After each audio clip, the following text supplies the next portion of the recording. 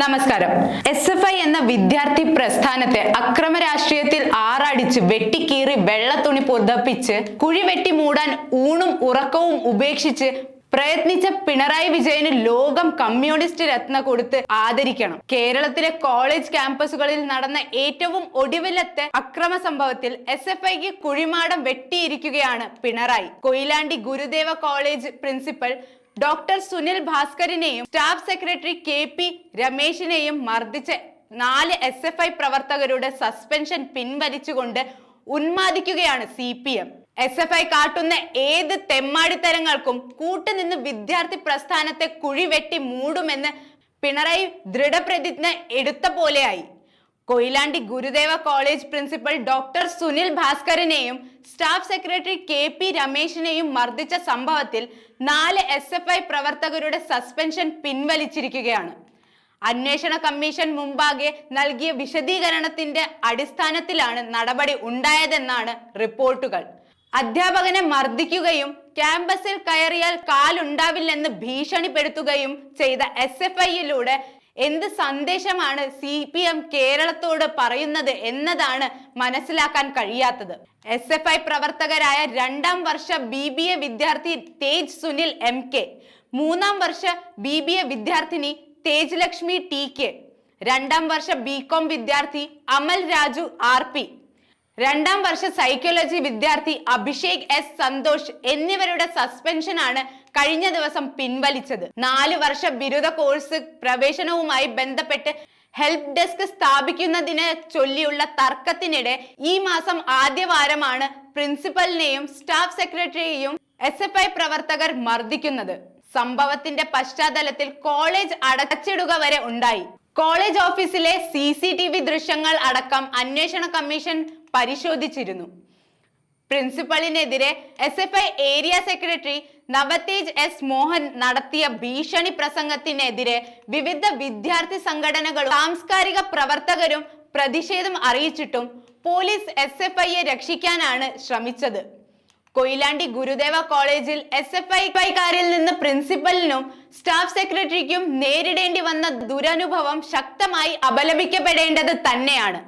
Campus രാഷ്ട്രീയത്തിന്റെ വൃത്തികെട്ട ഉദാഹരണങ്ങളിൽ ഒന്നായി വേണം ഇതിനെ കാണാൻ.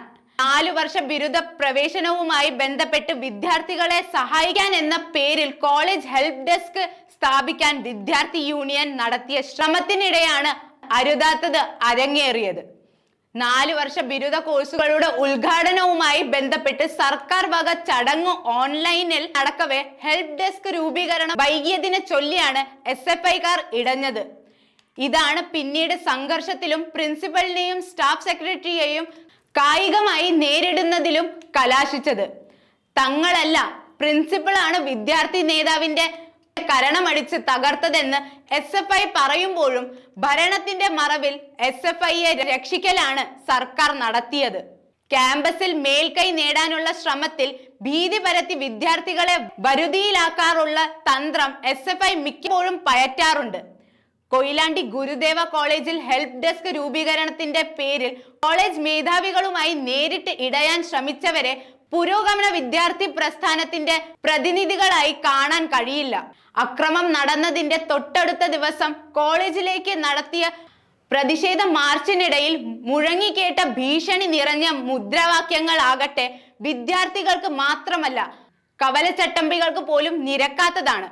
കോളേജ് പ്രിൻസിപ്പലിന്റെ കാല് വെട്ടുമെന്നും നെഞ്ചത്ത് അടുപ്പ് കൂട്ടുമെന്നുമൊക്കെയുള്ള മുദ്രാവാക്യങ്ങൾ അണികളെ ആവേശം കൊള്ളിച്ചേക്കാമെങ്കിലും യാതൊരുവിധ രാഷ്ട്രീയ ഗുണവും CPMന് നൽകുന്നതല്ല. കോളേജ് പ്രിൻസിപ്പൽ 2 കാലിൽ നടക്കില്ലെന്നും നെഞ്ചിൽ അടുപ്പ് കൂട്ടുമെന്നുമൊക്കെ തങ്ങളുടെ ഗുരുനാഥന്മാരെ വെല്ലുവിളിക്കുമ്പോൾ ക്യാമ്പസ് രാഷ്ട്രീയത്തിലെ ജീർണത ഏതറ്റം വരെ എത്തിയെന്ന് ഊഹിക്കാം. വിദ്യാർത്ഥി സംഘടനകൾ അതിരുവിട്ട് സഞ്ചരിക്കുന്നു എന്നതിന്റെ ഉദാഹരണമാണ് കൊയിലാണ്ടി ഗുരുദേവ കോളേജിൽ നടന്ന സംഭവം ചൂണ്ടിക്കാട്ടുന്നത്. ആർക്കും വഴങ്ങാതെ പലവിധ തോന്യാസങ്ങളിലേക്ക് അവർ തിരിയുന്നതിന് കാരണവും ഭരിക്കുന്നവരുടെ കൈകടത്തലാണ്. ജനങ്ങളിൽ നിന്ന് തിരിച്ചടി നേരിടേണ്ടി വന്നിട്ടും പിന്തുടർന്ന് പോരുന്ന ജനാധിപത്യ വിരുദ്ധ പാത ഉപേക്ഷിക്കാൻ SFIയും അമ്മ കമ്പനിയുമായ CPMും തയ്യാറാകില്ലെന്നതാണ് ഇത് തെളിയിക്കുന്നത്. എന്തായാലും പിണറായി വിജയന് കമ്മ്യൂണിസ്റ്റ് രത്ന കൊടുത്ത് ആദരിക്കണം. CPM-ന്റെ നെഞ്ചത്ത് SFIക്ക് അടുപ്പ് കൂട്ടണം. ശവദാഹം കഴിഞ്ഞ് കേരള മണ്ണിൽ ബംഗാളിനെ പോലെ CPM-ന്റെ നെഞ്ചത്ത് പഷ്ണി കഞ്ഞി വിളമ്പണം.